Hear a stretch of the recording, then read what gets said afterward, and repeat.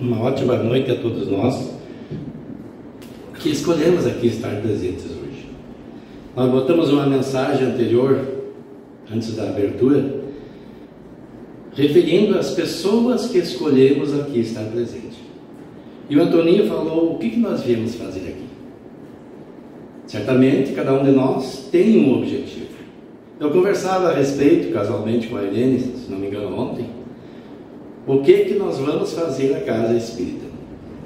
Muitos de nós viemos à casa para cumprir com uma formalidade da semana, ou em um determinado dia da semana, ou para rever os amigos. Mas algumas pessoas vêm à casa espírita em busca do lenitivo de que necessitam para melhor viver. Oxalá pudéssemos todos nós termos este propósito, porque muitas vezes nós pegamos o hábito e nem nos damos conta da importância da escolha que fazemos. Se nós escolhemos estar aqui, em tese, é porque isso nos apraz. É porque aqui alguma coisa nos serve ao propósito de aqui estarmos. A satisfação de ver os amigos é uma, com certeza, mas a satisfação de sairmos daqui melhores do que quando aqui adentramos, essa deveria ser a maior, e tenho certeza que de alguns é. Porque mesmo antes de nós adentrarmos a uma casa espírita, o ambiente já é preparado. Espíritos vinculados a atividades espirituais da casa já preparam o ambiente. E eles, através dos nossos guias espirituais, sabem de antemão aqueles que aqui estarão presentes e as necessidades de cada um. E daí a responsabilidade de quem vai expor o tema da noite. E também estar o melhor sintonizado possível para atender esta demanda. Nós precisamos ser humildes, reconhecer a nossa pequenez, mas também responsáveis, nos prepararmos o mais possível. E o tema de hoje é a visão espírita da depressão. Com outro título, já abordamos esse assunto no ano anterior. Portanto, algumas coisas serão repetitivas. Mas o aprendizado demanda muitas vezes a repetição de temas para que nós o introjetemos. Já de antemão digo que o que nós vamos fazer aqui é trazer ferramentas que auxiliarão no entendimento dessa patologia espiritual ou psíquica e algumas ferramentas também para auxiliar no tratamento. Porque nos dizem alguns estudiosos que se alguém tivesse uma receita definitiva para a cura da depressão, mereceria o Prêmio Nobel da Medicina. Porque nenhum médico, nenhum psiquiatra ou psicólogo até hoje apontou uma solução definitiva. São ferramentas. Mas vamos ao tema. Primeiro é preciso que nós compreendamos quais são as causas e fatores de risco para a depressão. Segundo Haroldo Dutra Dias, ou foi Divaldo, eu ouvi os dois a semana inteira, um dos dois disse que se um dos pais, nós vamos tratar isso mais adiante, tiver depressão, há uma probabilidade de que o filho tenha 30% de probabilidade de desenvolver depressão. Se 2 dos pais tiverem depressão, essa probabilidade aumenta para 70%. Mas vamos apontar quais são os fatores. Solidão. A imagem projetada ali é de uma pessoa no meio de uma multidão, mas um círculo que a separa das pessoas. Isso é meio que simbólico, se não simbólico mesmo. Porque nós não precisamos estar só em um ambiente para nos sentirmos solitários. Muitas vezes há pessoas casadas que se sentem solitárias dentro do lar, mesmo com os filhos presentes e o cônjuge. Pessoas no ambiente de trabalho podem estar solitárias. Mesmo em festas, alguns se sentem solitários, porque não se sentem pertencentes ao grupo onde se encontram. E tem casos extremos que as pessoas de fato são solitárias porque não estão inseridas em nenhum grupo, e ainda por cima, nos casos dos idosos, às vezes ficam sozinhos em suas residências. Então esse pode ser um fator que predispõe à depressão. Recentes experiências estressantes de vida, isso pode ser no trabalho, pode ser uma pessoa que sofreu um acidente automobilístico, ou que foi assaltada em via pública ou dentro de uma agência bancária, também pode desencadear um gatilho que pode levar a pessoa a desenvolver a depressão. E como eu estava falando da história familiar, eu já falei sobre as probabilidades. Alguns poderão dizer, mas então isso é fatal. Se eu tenho ambos os pais com depressão, eu tenho 70% de probabilidade de desenvolver a depressão em um determinado momento da vida. Eu não tenho como fugir. Então a causa é genética. Existe esta causa genética, só que esta causa não é a causa primeira. Ela é também uma consequência. Porque a causa primeira nós trazemos lá nos nossos arquétipos. Nós somos espíritos que não vivemos pela primeira vez na Terra. Estamos reencarnando aqui para continuarmos o nosso aprendizado. E abrindo um parênteses aqui, a Terra ainda é um mundo de provas e expiações. E mesmo depois de transformado para um mundo de regeneração, ainda haverá provas e também expiações, em menor grau, é claro, mas ainda haverá pessoas com depressão. Porque nós trazemos no nosso inconsciente um processo que desencadeia. Divaldo Pereira Franco, em uma de suas exposições doutrinárias gravadas, disponíveis no YouTube, diz que haverá uma pandemia de depressão a partir do ano que vem, em 2025, e que levará muitas pessoas, inclusive, a cometerem suicídio. Então é preciso nós nos instruirmos a respeito do que leva a esse fenômeno de desequilíbrio emocional e mental, e também reconhecermos os meios para que nós evitemos que isso se faça presente em nossas vidas. E se está presente hoje, porque no mundo tem cerca de 500 milhões de pessoas, um pouco mais, de pessoas já com a depressão instalada e diagnosticada. Segundo a Organização Mundial da Saúde, 7% da população. Nós temos mais de 8 bilhões de seres encarnados na Terra. 8 vezes 7, 56. Então daria mais de 560, ou em torno disso, milhões de pessoas. Mas como eu disse, esse fator espiritual é que nos predispõe a nos vincularmos a uma família com essas características. As pessoas às vezes temos a tendência a buscarmos um culpado fora. A culpa é dos meus pais, então. Não. Culpa, entre aspas, é minha. Na verdade, é o meu desequilíbrio. Eu me vinculei a esta família por uma questão vibracional.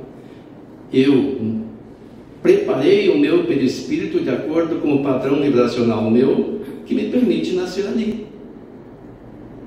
Isso então é um castigo divino? Não, é uma lei de causa e efeito.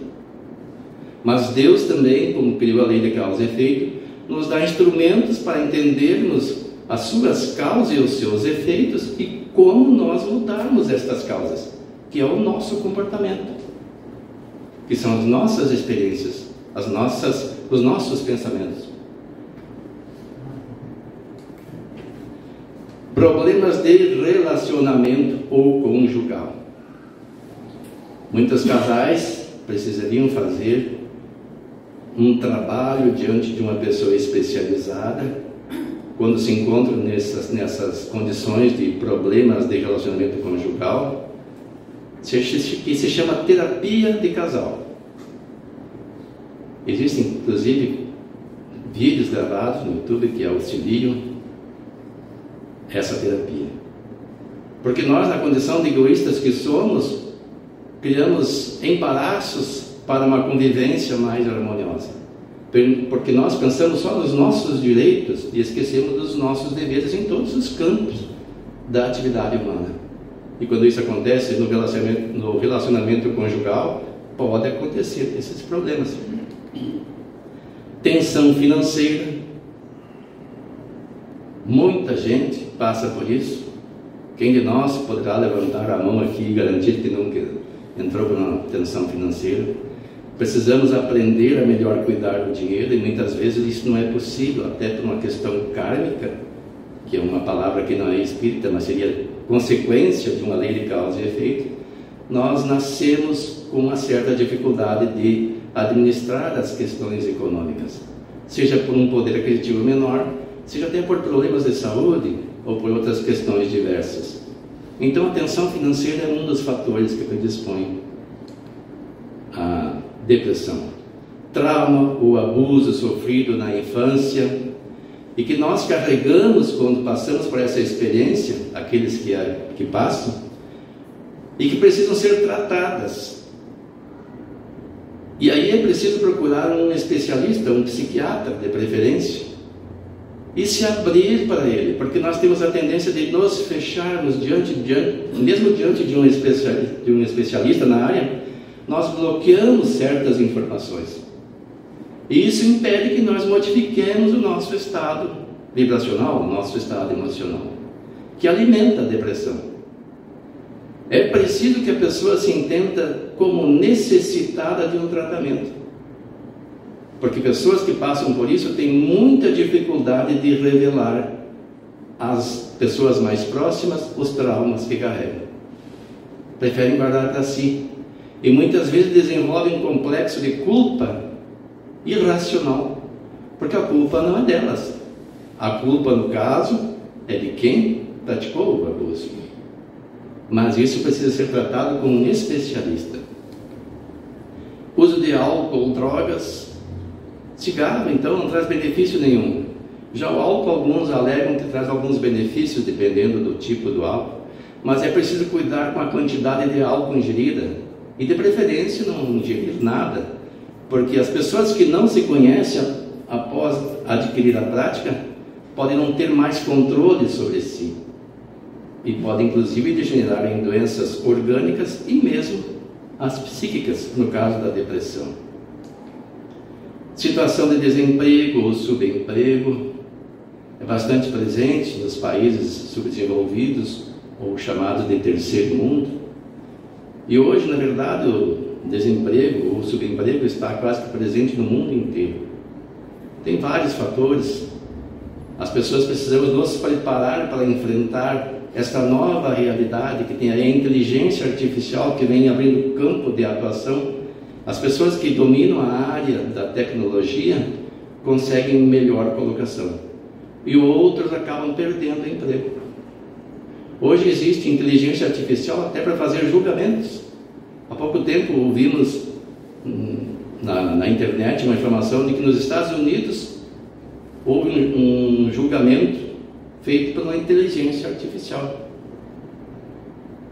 Os tribunais do trabalho do Rio Grande do Sul já utilizam a inteligência artificial para auxiliar na análise dos processos. Daqui a pouco não vai precisar mais nenhum secretário de audiência, que é a minha função. Na verdade, não precisaria mais, a não ser por algumas questões que ainda a inteligência artificial não atingiu. Mas os textos, as palavras nossas são automaticamente redigidas por inteligências artificiais. E isso vem gerando desemprego ou subemprego. Porque quando há uma mão de obra em excesso de oferta, primeiro vem o desemprego. E aí, por necessidade de sobrevivência, quem consegue uma vaga aceita um salário menor, porque precisa sobreviver. E aí já entra o subemprego. Uma remuneração que não condiz com as necessidades básicas das pessoas. No Brasil, temos o salário mínimo, que é o mínimo admitido que alguém possa pagar para uma pessoa que trabalhe as 44 horas semanais. Mas é o mínimo. E as pessoas procuram pagar o mínimo, um pouco mais, para não dizer que pagam o mínimo. É preciso que nós desenvolvamos uma consciência coletiva. Como eu gostaria de ser remunerado estando na função do meu empregado? Quando nós precisamos de uma reforma em casa, uma pintura qualquer, a gente procura sempre fazer um orçamento e pegar o menor preço. Às vezes esquece da qualidade do trabalho. E esquece que nós poderíamos estar naquela situação daquele que agora precisa do salário ou da remuneração de um trabalho eventual como esse prestado. E o Evangelho nos diz que isso é fruto do egoísmo. E nos diz ainda que enquanto houver egoísmo, não haverá sequer segurança para a sociedade. E aí está. Qual a segurança que nós temos? Vivemos gradeados, com cerca elétrica, mas temos que sair à rua, não podemos ficar encastelados para sempre. A nossa segurança está difícil. Problemas de saúde ou de dor crônica, principalmente as doenças crônicas, que provocam dores terríveis.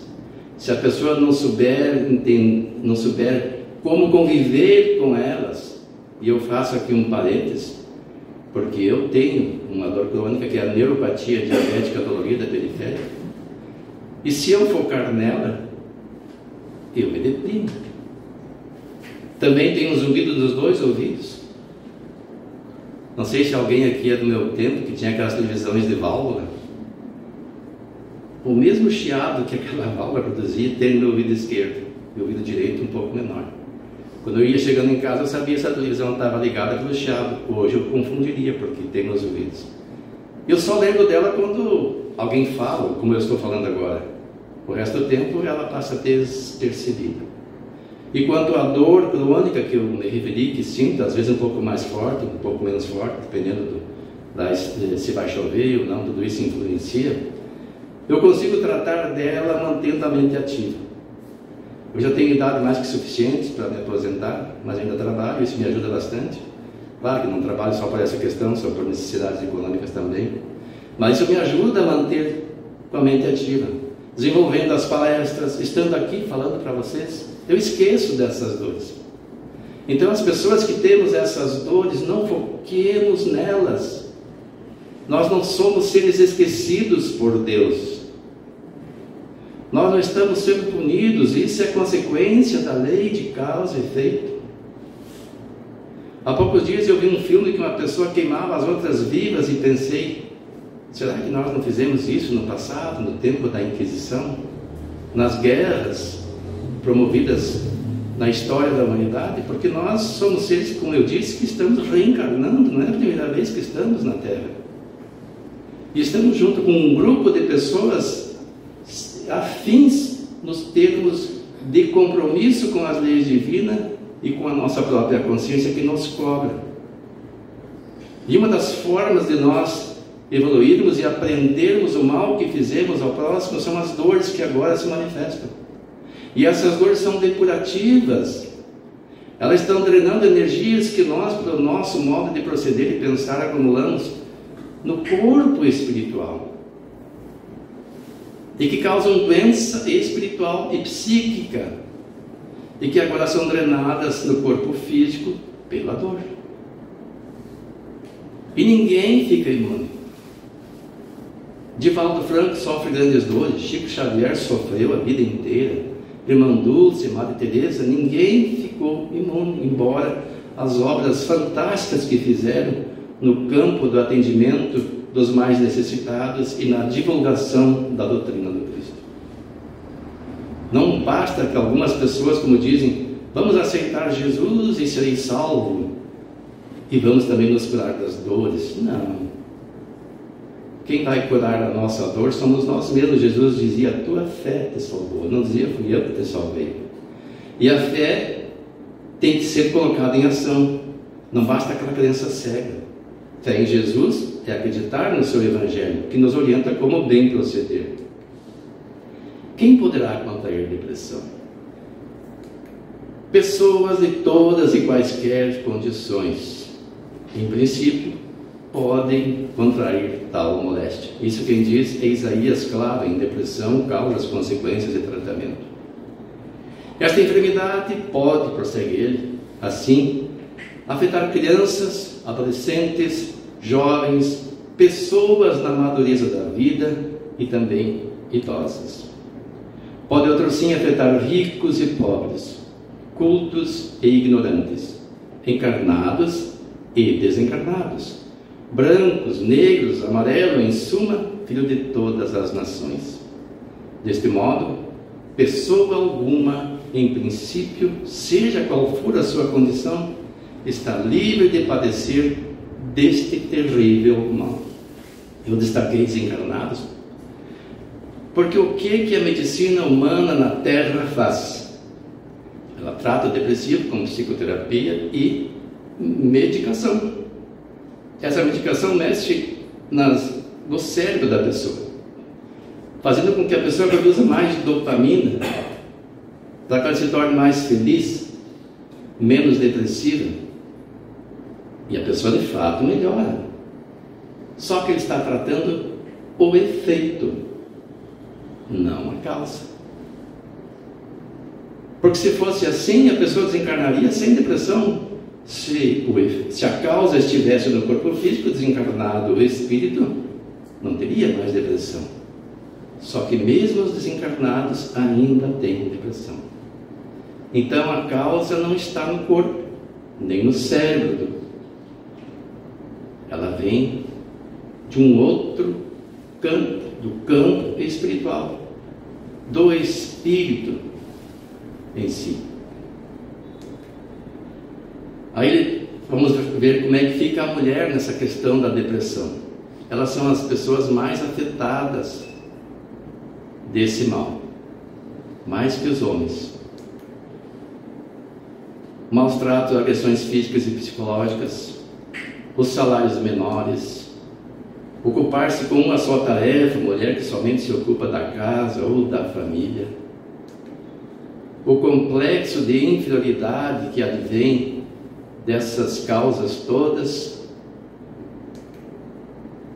abuso sexual, desde a infância muitas mulheres sofrem, e algumas trocam de cônjuge e atraem para si outro tão abusado quanto o primeiro nesta área.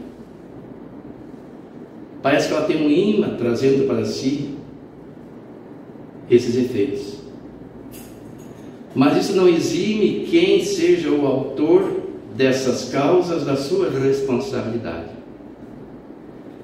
Quem maltrata ou agride uma mulher tem a sua cota de responsabilidade. Quem não a remunera de acordo com o seu trabalho, porque ela é mulher, e isso acontece em várias áreas da sociedade, na iniciativa privada, mesmo nos meios de comunicação, a gente sabe que pessoas fazendo o mesmo trabalho têm salários diferentes, porque um é homem e o outro é mulher. Ou talvez porque a sociedade é de mais valor ao que o homem fala do que a mulher. Então é um problema social também. E as mulheres que se ocupam só com a tarefa, aquelas já não tanto comum na geração atual, mas nas gerações anteriores, por uma questão até de costume, até de cultura, não era dada à mulher a oportunidade de estudar, de se preparar para ser independente. E também, como nós falamos, o complexo de inferioridade, mais nessas pessoas com mais idade, e às vezes acontece em pessoas jovens também. Tem pessoas que dizem assim: eu sou uma porta.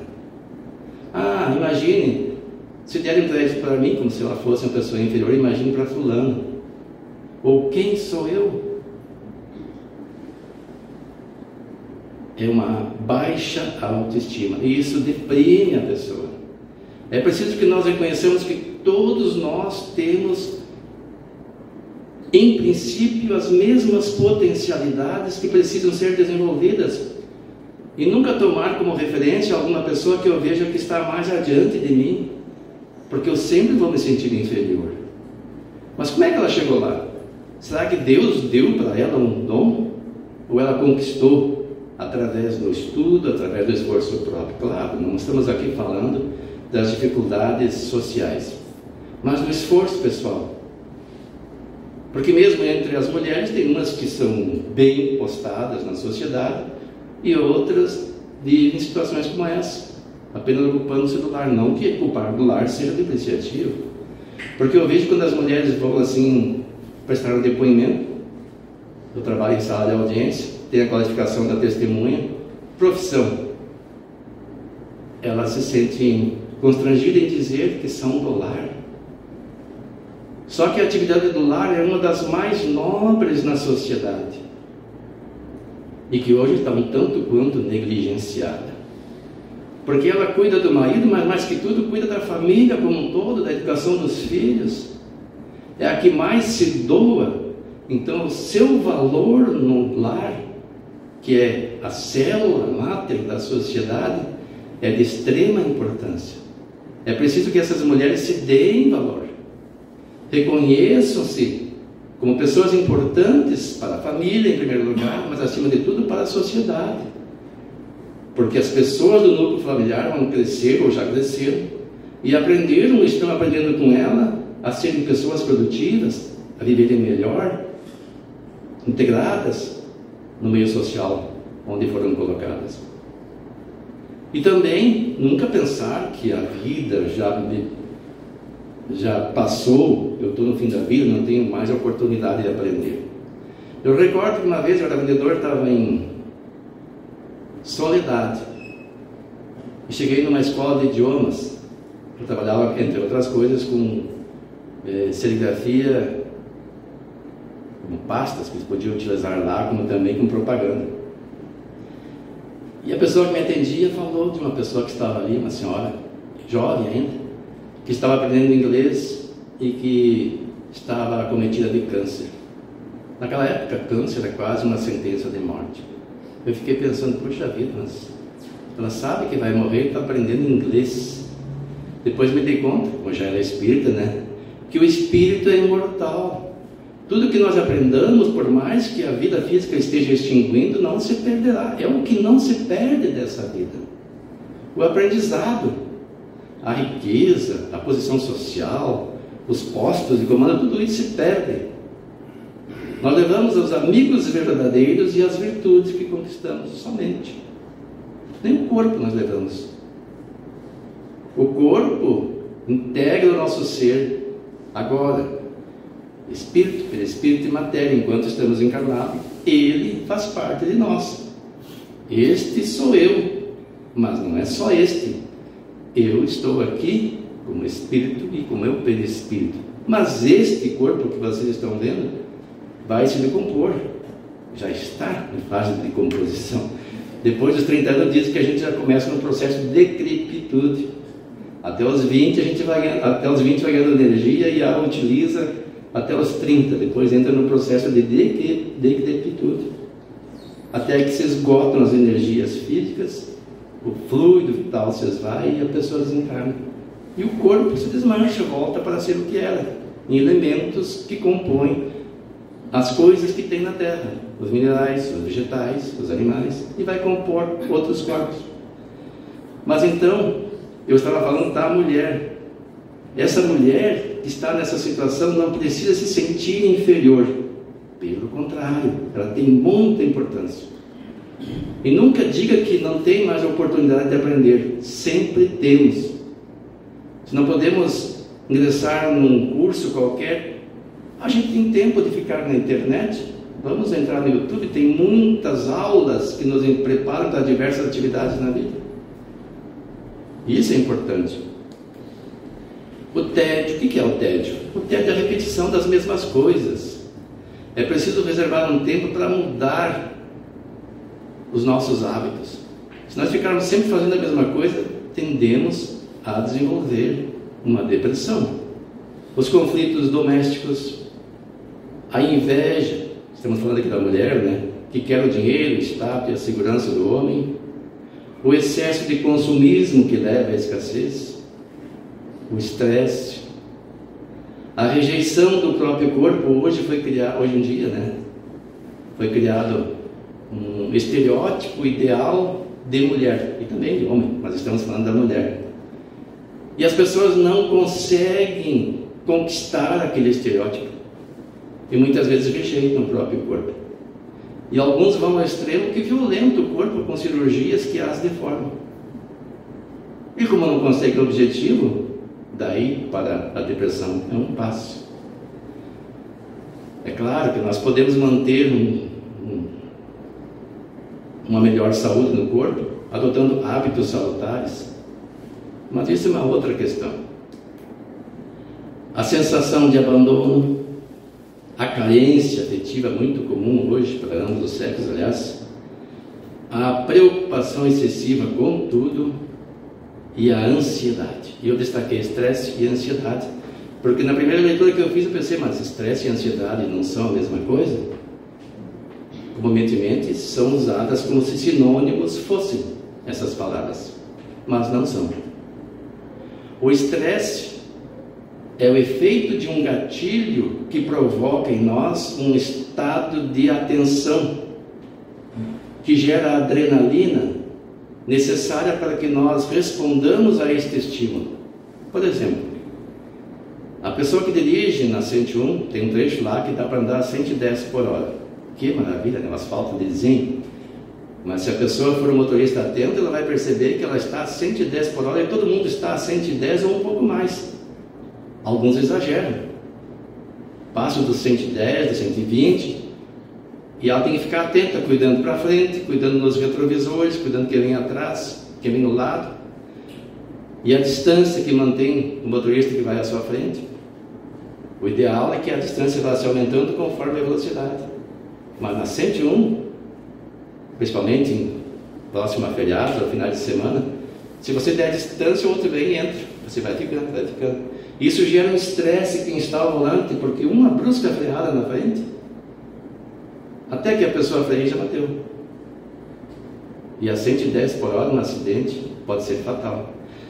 Mas, terminada a viagem, termina a causa do estresse. A pessoa relaxa, respira, logo vai estar sem a causa e sem o estresse. Já a ansiedade é esse tipo de atenção exagerada permanente. Há pessoas que nos viciamos, eu digo isso porque eu já percebi que eu me viciei em adrenalina. Estamos sempre ansiosos. São pessoas que não conseguem ficar paradas. Senta um pouco, se não tiver o que fazer, já levanta, vai procurar alguma coisa para fazer. E isso pode desencadear a depressão. Então a ansiedade é pior que o estresse, porque o estresse, como eu disse, depende do momento. Mas tem gente que gosta de estar sempre estressado. Aquilo lhe causa um certo desconforto, mas sem estresse ela fica em maior desconforto ainda. A competição dos tempos atuais, o perfeccionismo, a velhice. Porque hoje temos o termo velho e idoso. Idoso é quem já tem uma certa idade, acima dos 60, segundo as leis brasileiras. Tem algumas vantagens, por exemplo, não pagar estacionamento em certas vagas, embora estejam sempre ocupadas, e até adentrar na frente das filas, só que as filas de Santo Ângelo hoje parece que tem mais idosos do que pessoas com menos idade, às vezes não é vantagem. Mas então, a velhice é outra coisa. A velhice é um estado de espírito da pessoa, que se sente velha literalmente, já não faz mais atividade física, só fica no sofá, vendo televisão, não tem ânimo para nada, já não tem mais autoestima, não gosta nem de se olhar no espelho. E às vezes até as vestes que ela usa, ela toma uma postura de pessoa realmente velha. Ela não usa mais roupas alegres, bonitas, como ela usava antes. Não se importa mais com a aparência. O pensar que sofre demais, se sentir vítima. E o perfil comportamental do depressivo. Segundo a Lodo Dutra Dias, precisa 5 desses perfis para ser caracterizada a depressão. Não basta ter 2 ou 3 ou 4, segundo os estudos dele.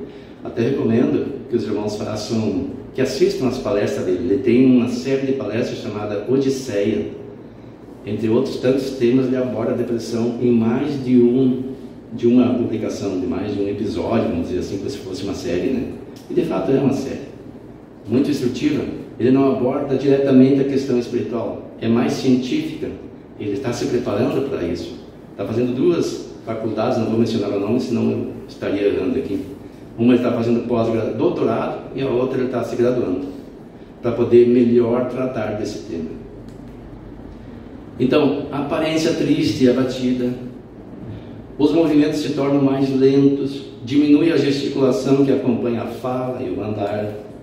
A pessoa fala pouco e o tom de voz é baixo, tem poucos assuntos para conversar. preocupações constantes com doenças físicas, perda ou ganho significativo de peso fora de períodos de dieta, ou ainda aumento ou diminuição de apetite quase todos os dias. Eu coloquei aqui, frise, porém, isso eu coloquei, que portadores de graves enfermidades poderão perder peso sem que estejam com depressão, ou mesmo podendo ocorrer com as crianças que em determinados períodos apresentam alguma incapacidade de aumentar peso. E coloquei essa imagem. Sabe quem é essa pessoa aí? Quem é que chuta? É esse que vocês estão olhando aqui. Isso aí não era depressão. Isso era um diabetes, que eu demorei para diagnosticar diabetes tipo 1.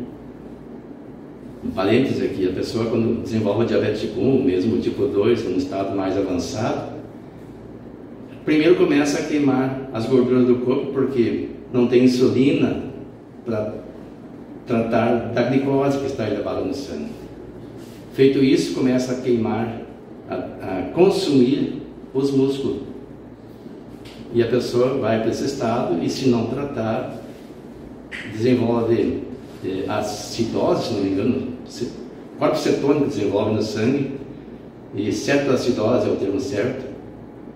Tem uma hipoglicemia alta e entra em coma hiperglicêmico. Hiperglicemia alta e entra em coma hiperglicêmico. E aí pode virar óbito. Hoje eu estou com 91 kg, me pesei hoje, ou ganhei um pouco de peso nas pernas, não consigo diminuir. Ali eu estava com 64. Então não é simplesmente o fato de emagrecer que faz com que nós nos incluamos nesse perfil. A pessoa passa muitas horas por dia sentada ou deitada. Ela tem uma redução marcante de interesse ou prazer em todas ou quase todas as atividades a maior parte do dia, quase todos os dias. Nas crianças e nos adolescentes, este comportamento depressivo poderá apresentar-se como uma irritação constante e permanente. Eu destaquei aqui, porque não é só nas crianças e adolescentes. Quem convive com pessoas depressivas e presta atenção, eu não presto muita atenção, só percebo depois que aconteceu. Já estou aqui dizendo que convivo com pessoas depressivas, porque em certos momentos, quando as pessoas estão sem medicação, não tratadas adequadamente, elas apresentam essa característica.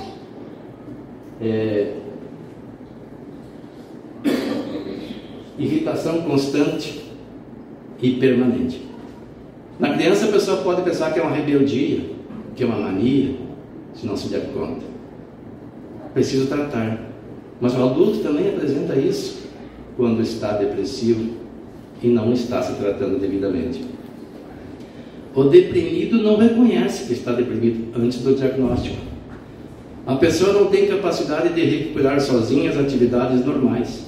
Daí a importância do apoio dos amigos, da família, do profissional especializado, do centro espírita e de outras instituições mais. Ela sente insônia ou hipersônia, que são dificuldades grandes para dormir, ou oposto, excesso de sono quase todos os dias. Sente fadiga ou perda de energia quase todos os dias. Tem sensações de desvalorização ou culpa excessiva ou inadequada, exagerada. A pessoa se sente sem valia alguma e passa a nutrir esse tipo de sentimento. Diminuição da capacidade de pensar ou se concentrar, ou ainda indecisão quase todos os dias. E por último, este sinal que serve para identificarmos o portador de depressão: vontade de morrer.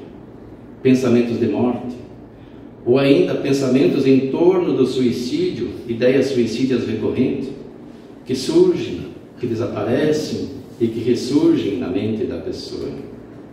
Tentativa de suicídio também serve para identificar o depressivo. E às vezes crianças dizem assim, se aproximando de nós em situações dessas: fulano, o que tu acha? Não seria melhor que eu morresse? As pessoas pensam que é um comentário meio sem sentido, sem um propósito, e não dão muita importância. Se uma criança fizer isso, é interessante levá-la a um psicólogo infantil para ver o que está acontecendo, porque ela pode estar desenvolvendo, já estar em depressão, e a depressão pode levar ao suicídio. Não que toda pessoa que se suicide seja um depressivo, mas existem registros de que muitos suicídios foram decorrentes de depressão. E onde é tratado isso no Espiritismo? Porque até agora nós falamos de umas pessoas de Valda, Franco, o Isaías, ali que nós postamos na projeção, que falam sobre isso. O Joana de Anja tem obras que falam. Mas o Espiritismo está nas obras básicas. E onde está lá a depressão? Vamos ver se tem alguma coisa.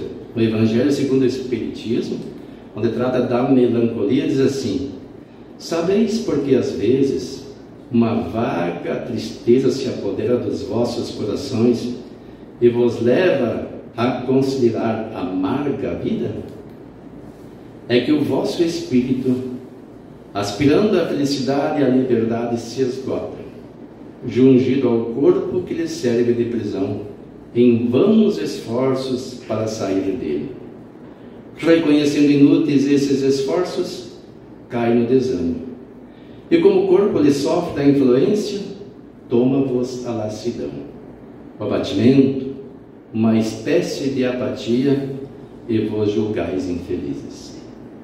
Essa é uma causa, segundo o Evangelho segundo o Espiritismo, da melancolia.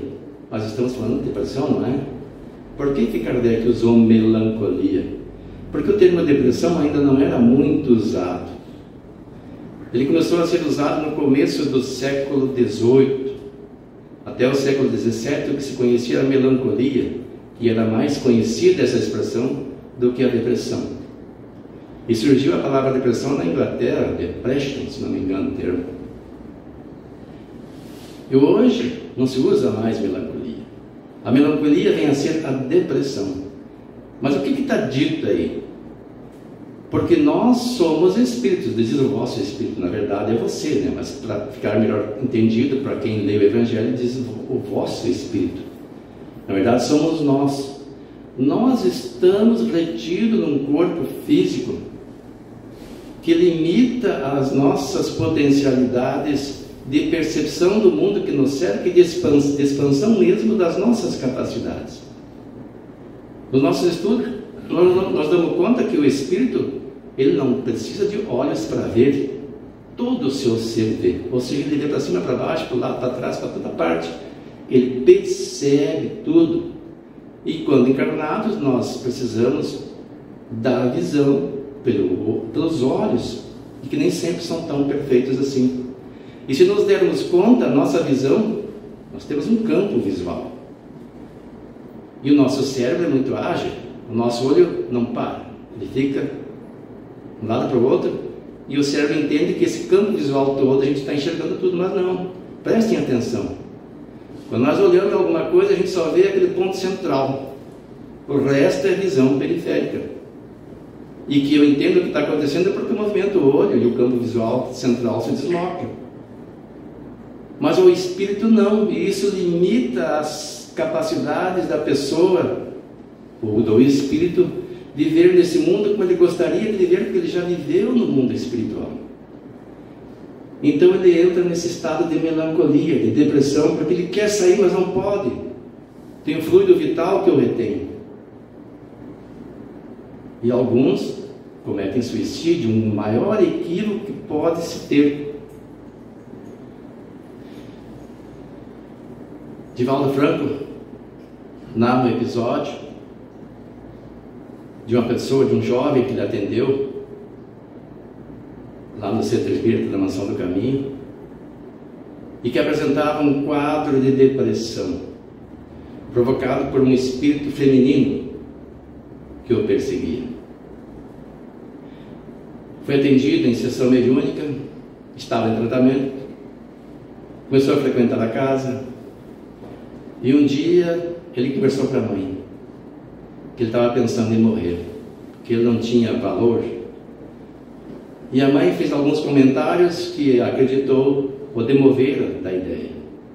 Ele saiu um tanto melancólico e disse que ia tomar banho. Fechou a porta do banheiro. Daqui a pouco a mãe ouviu um barulho. Forçaram a porta, ninguém atendeu, arrombaram a porta. Era um jovem robusto, atlético, e ele saltou pela basculante do banheiro. Era um prédio, acho que era do 7º andar, se não me engano, e se espatifou no piso embaixo. Divaldo passou a orar por ele. Passado algum tempo, eis que ele se manifesta numa sessão mediúnica, e Divaldo vê junto com ele o espírito obsessor que ele não via, porque estava num padrão vibracional diferente. Ambos desencarnados, mas um não via o outro. E Divaldo perguntou: mas meu filho, por que tu fez isso? Ah, Divaldo, ou não sei qual é o termo exato que eles usaram, eu fui vítima de obsessão. E diz que o espírito deu uma gargalhada que até hoje ecoa na mente do Divaldo.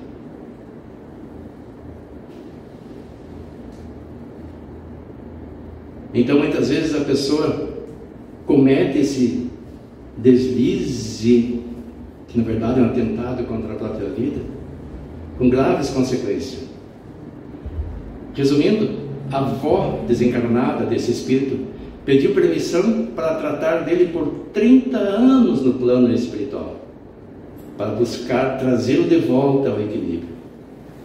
Porque segundo o Divaldo disse para ele: meu filho, você foi vítima de uma obsessão. A tua culpa é 50%. Você não sabia exatamente o que estava fazendo. Porque o jovem disse para ele que ouviu uma voz: vamos pular. E foi quase como que arrastado. Ele quebrou o vidro, que eles não sabem nem como ele passou por ali, e se jogou lá. Quando estava caindo, ele voltou assim e se arrependeu, mas já era tarde. Então a ideia do suicídio, que muitas vezes vem em nós, se alimentada por muito tempo, pode fazer com que nós incorramos nesse grande equívoco. E mesmo aqueles como esse jovem, que teve as atenuantes de ter só 50% da responsabilidade do ato, demandou um atendimento, demanda ainda, acredito eu, da sua avó materna, se não me engano, por 30 anos para se recuperar. A própria irmã do Divaldo cometeu suicídio quando ele era jovenzinho ainda, ele tinha 12 anos. Quando a sua mãe desencarnou, veio pedir ajuda à mãe para que ela fosse onde se encontrava para amenizar suas dores. Mais de 30 anos depois. Então são exemplos de que a ideia do suicídio é um grande equívoco. Nós queremos fugir dos nossos problemas e criamos um maior, e que vai ser doloroso para nos reequilibrarmos de novo e recuperarmos a sanidade mental e mesmo a saúde física numa próxima encarnação, que poderíamos vir com sequela. O próprio Divaldo diz que tem sequelas respiratórias porque se suicidou no século XVII, se não me engano, jogando-se a um rio. E hoje ele traz consequências disso. E as consequências? Comprometimento do sistema imunológico, enfermidades orgânicas, suicídio, fator destrutivo da mente e personalidade e tragédias várias. E quem pode fazer o diagnóstico? Como eu disse, a Dolo disse que precisa 5 das características. Mas quem pode fazer? Eu tenho 6, 7, então sou um depressivo. Vou passar a tomar remédio para começar. Remédio para depressão é sob receita médica e controlado. Fica uma via na farmácia, porque são drogas que podem ser usadas para outros fins. Sem falar nos efeitos colaterais também. Mas quem pode fazer o diagnóstico é um especialista da área, um psiquiatra. Nós falamos das causas, dos sintomas, das consequências, e não apontamos a cura segundo a visão espírita ainda. Nós falamos que a medicina tem o seu tratamento, que é fundamental. A pessoa que passa por depressão não pode pensar, não, eu vou ao centro espírita, recebo lá um tratamento de desobsessão, uma fluidoterapia, um espaço, pronto, tá bom. Não. O corpo já está debilitado, ele está manifestando a doença no corpo. Então é preciso fortalecer o corpo com medicação adequada, com uma dieta balanceada, com exercícios físicos, com mudança de hábitos de vida e também não descuidar da questão espiritual. Então é preciso procurar conhecer-se, espiritualizar-se, desapegar-se dos bens transitórios, quais sejam, tudo que é material, mesmo o corpo físico. Só isso? Não. Até os relacionamentos são transitórios. Aliás, na Igreja Católica se diz até que a morte os separe. E muita pessoa diz, meu marido, a minha esposa, nunca mais vou deixá-lo. Enquanto estiver encarnado, se houver harmonia no lar, é possível manter o cônjuge ao lado, mas desencarnando, não sabemos. Não sabemos se o cônjuge tem outros cônjuges de outras encarnações que serão preferidos, porque hoje nós temos uma visão de mundo que não é exatamente a nossa visão espiritual. Tanto que muitas pessoas dizem assim, quando eu dormir eu vou trabalhar em alguma colônia espiritual, em alguma atividade. Mal o corpo repousa, o espírito está num outro ambiente bem diferente, que é de sua predileção. Onde vamos para quando dormimos? Mas então vamos deixar aqui os bens transitórios, levar só aqueles que eu disse que é o conhecimento que conquistamos e as verdadeiras amizades que não perdemos, onde quer que nós formos, elas estarão conosco, se não fisicamente presente, mas vibracionalmente. Perdoar sempre, porque quem perdoa liberta-se. Perdoe-se e recomece, porque é importante a pessoa também se perdoar, promover o auto-perdão, que é mais difícil. Libertar-se. Aí foi colocado entre parênteses, obsessão. E por que existe a obsessão? Aqui no Evangelho segundo o Espiritismo, onde trata no capítulo 28, que trata das preces, tem uma parte que fala prece pelos obsidiados. Eu vou ler dois parágrafos só. Por que existem obsessores? Por que existe a obsessão? Os espíritos maus pululam em torno da terra, em virtude da inferioridade moral de seus habitantes. As ações malfazejas que eles desenvolvem faz parte dos flagelos com que a humanidade se vê a braços neste mundo. A obsessão, como as enfermidades e todas as tribulações da vida, deve ser considerada prova e expiação, e como tal aceita. E esse mais importante ainda. Do mesmo modo que as doenças resultam das imperfeições físicas, que tornam o corpo acessível às influências perniciosas exteriores, a obsessão é sempre o resultado de uma imperfeição moral, que dá acesso a um espírito mau. A causas físicas se opõem forças físicas. A uma causa moral tem-se de opor uma força moral. Para preservá-lo das enfermidades, fortifica-se o corpo. Para isentá-lo da obsessão, é preciso fortificar a alma, pelo que necessário se torna que o obsidiado trabalhe pela sua própria melhoria, o que as mais das vezes basta para o livrar do obsessor, sem recorrer a terceiros. O auxílio destes, ou seja, dos terceiros, se faz indispensável quando a obsessão degenera em subjugação e em possessão, porque aí não raro o paciente perde a vontade e o livre-arbítrio. Então alguém poderá dizer, mas então a obsessão é uma causa da depressão. Nem sempre, ou até raramente. Porque primeiro a pessoa se permite deprimir-se por alimentar um pensamento repetitivo, entra num círculo vicioso mental e baixa o seu padrão vibracional, o que abre campo para a aproximação de espíritos na mesma faixa vibracional. E aí pode se instalar um processo obsessivo, e que às vezes é recíproco. Às vezes a pessoa atrai, não libera o obsessor e se queixa dele. mas ela se compraz naquele conúbio. É preciso que nós nos despertemos para a nossa responsabilidade na questão da obsessão.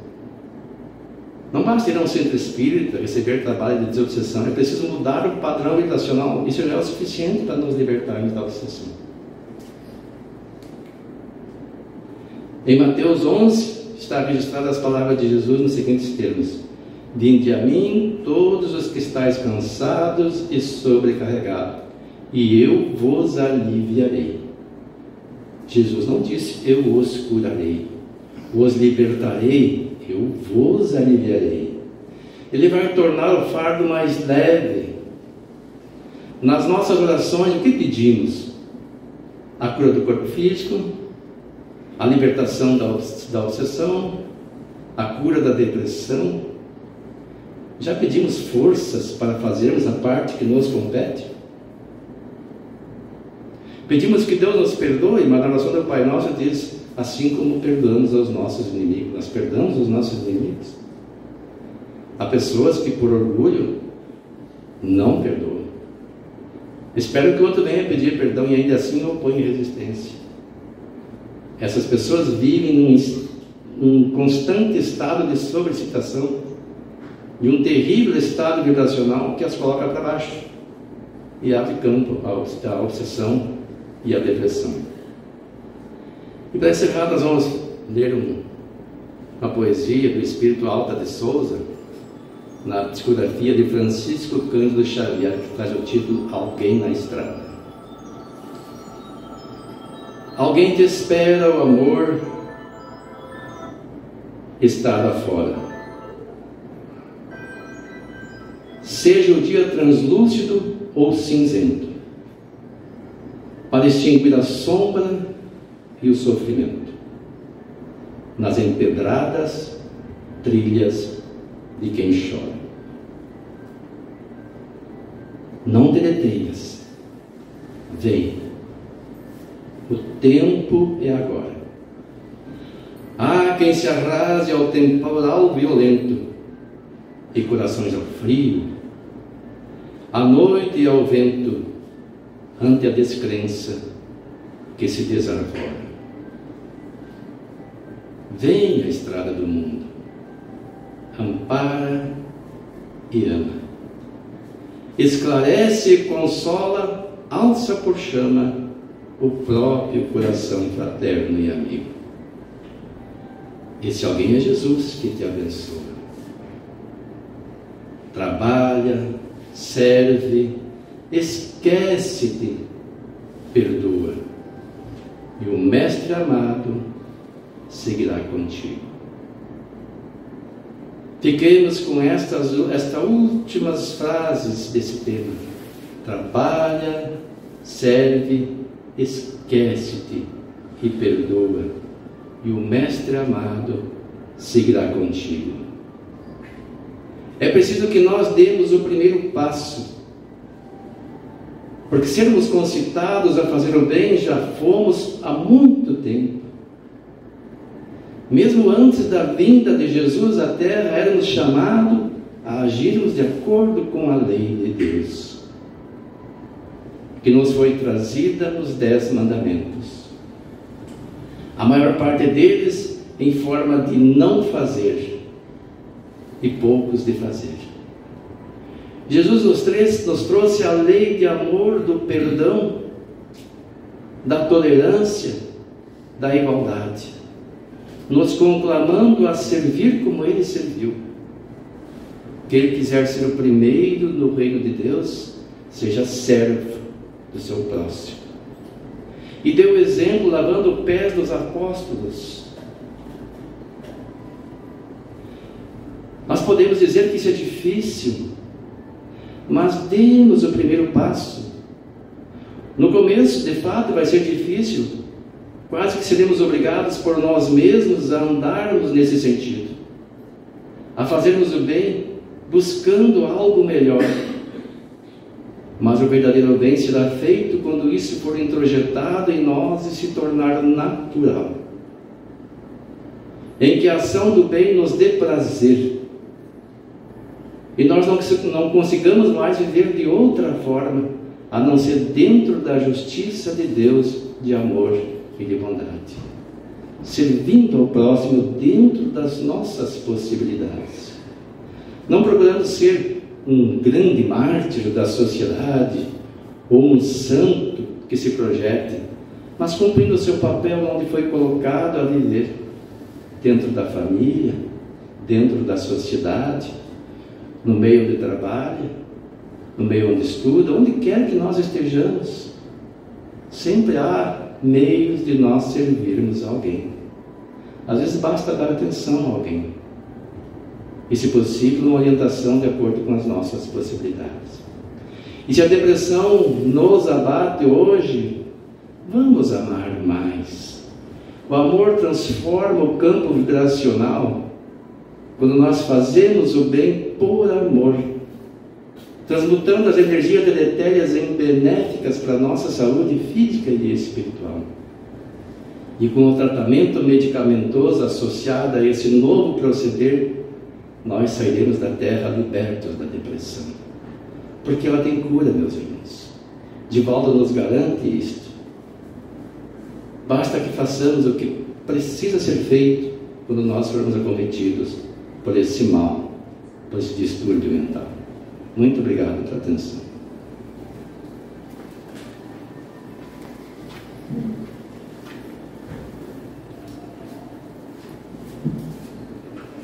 Agradecemos ao Wilson pela sua explanação e com certeza muitas perguntas foram respondidas. Então convido a todos para nós fecharmos os nossos olhos do corpo físico, buscando na prece o lenitivo para cada um, endereçando a nossa prece a todos aqueles irmãos necessitados, aonde quer que se encontre, nos nossos lares, nos presídios, nos albergues, nos hospitais, onde quer que esteja um irmão nosso em sofrimento, que a nossa prece, feita com amor, com dedicação, chegue até eles. Muito obrigado, meu Deus, por tudo aquilo que recebemos, pela oportunidade de estarmos aqui. Agradecidos com essas palavras, nós encerramos a primeira parte do trabalho, dizendo um feliz retorno a todos nós, que assim seja. Aqueles irmãos que desejarem receber o passe, que aguardem em silêncio. Os demais, um feliz retorno e uma ótima semana a todos nós. Muito obrigado.